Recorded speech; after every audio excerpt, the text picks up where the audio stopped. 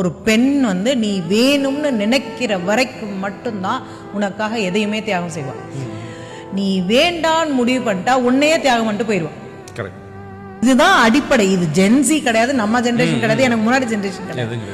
So it happens with the girl's mind, the woman's mind. The touch that you have in that mind should be giving confidence to that girl. அவங்களுக்கு வந்து இவன் தான் வேணும், இவன் தான் வேணும் அப்படின்னு எப்படி முடிவு பண்ணுவாங்கன்னா, நீங்க எந்த முறையில் அவங்கள பார்த்துக்கிறீங்களோ அப்பதான் முடிவு பண்ணுவோம்.